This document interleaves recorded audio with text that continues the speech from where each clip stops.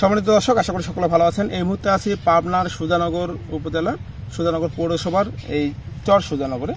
আর এখানে আপনারা যতদূর চোখ যায় দেখবেন যে শুধু পেঁয়াজের চাষ, মানে পুরো যে ক্ষেতটা বা পুরো মাঠটা আছে সবুজ হয়ে আছে। গত 1-1.5 মাস আগে এখানে পেঁয়াজের চাষ শুরু হয় এবং আজকে যে বিষয়টা নিয়ে আমরা এখানে এসেছি সেটি হচ্ছে এখানকার পেঁয়াজের কিছু কিছু জায়গায় আমরা দেখছি যে পার্পল ব্লোজ। আপনারা জানেন যে পেঁয়াজের সবথেকে মারাত্মক যে সমস্যাটা সেটা হচ্ছে পার্পল ব্লোজ। পার্পল ব্লোজটা কীরকম আমি দেখাই, যে এখানে তুলনামূলক ভালো গাছ আছে সেটা দিয়ে দেখানোর চেষ্টা করি।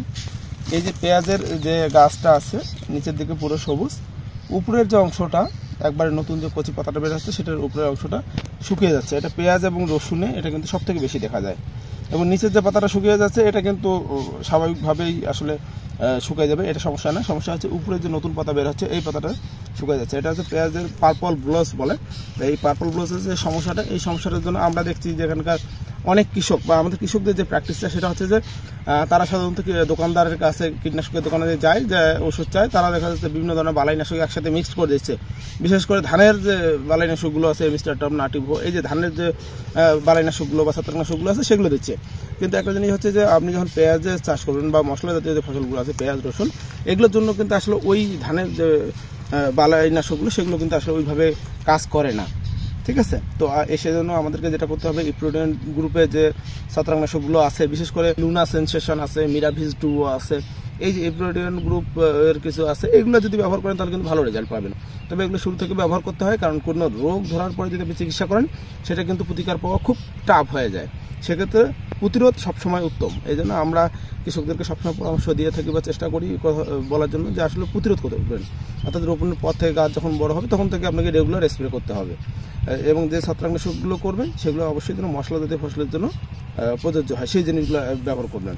এখন আমরা মাঠে যেটা ব্যবহার করার পরামর্শ দিচ্ছি সেটা হচ্ছে লুনা সেনসেশন করবেন, অথবা মিরাভিজ 2 যেটা আছে এটাও খুব ভালো একটা ছত্রাকনাশক, নতুন ছত্রাকনাশক। এই ছত্রাকনাশকগুলো স্প্রে করলে তাহলে এই যে পার্পল ব্লোজ এটা হয়তো সেরে যাবে না, কিন্তু এটা আর আগাতে পারবে না। তার ফলে দেখা যাচ্ছে যে আমাদের পেঁয়াজের ফলনটা ভালো হবে, কারণ এই পাতাটা আস্তে আস্তে শুকিয়ে নিচের দিকে শুকিয়ে যাবে, পুরো গাছ ঢলে পড়বে, তখন দেখা যাচ্ছে এই যে কন্দটা, এই কন্দটা কিন্তু আর বড় হবে না।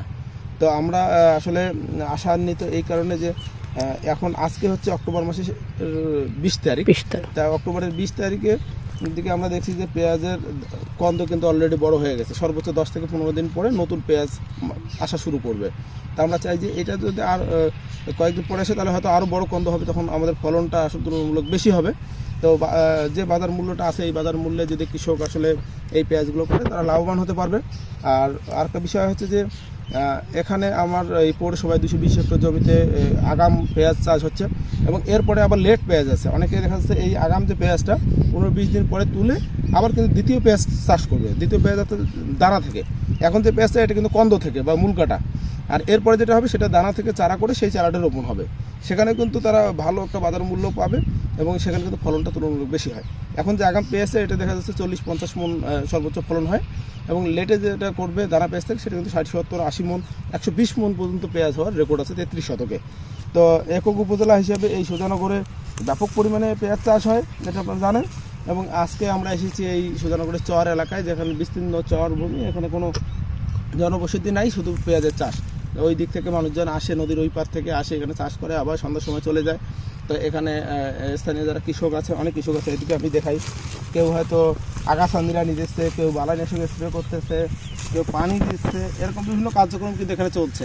তো আমরা কৃষি বিভাগ এইরকম কৃষকদের পাশে এসে কৃষকদেরকে বিভিন্ন রকম পরামর্শ দিচ্ছি যে তারা আসলে পানিটা কোন সময় দেবে, কারণ এই সময় কিছু জমিতে আছে ময়েশ্চার বেশি আছে, এই সময় যদি পানি দেয় তাহলে সেই কন্দটা পচে যেতে পারে। এই কারণে আমরা কিন্তু গাছের খাদ্যেরও দরকার, যখন খাদ্যেরও দরকার তখন আমরা কীভাবে এই নিউট্রিশনটা গাছের স্প্রের মাধ্যমে দিতে পারি সেটা নিয়ে কৃষকদের পরামর্শ দিচ্ছি। আশা করি কৃষকরা আমাদের কৃষি বিভাগের এই পরামর্শগুলো নিয়ে চাষাবাদ করবে এবং ভালো ফল পাবে। এবং আপনারা যারা এই ভিডিওটি দেখছেন তাদেরকে অনুরোধ করবো যে আমরা শুধুমাত্র দেখা যাচ্ছে কীটনাশকের দোকানে আগে যাই, আমি অনুরোধ করবো যে কীটনাশকের দোকানে অবশ্যই যাবেন, তার আগে অবশ্যই আপনাকে কৃষি বিভাগের একটু পরামর্শ নিয়ে যদি যান তাহলে দেখা যাচ্ছে যে আপনি লাভবান হবেন। সকলকে ধন্যবাদ জানাচ্ছি, ভালো থাকবেন।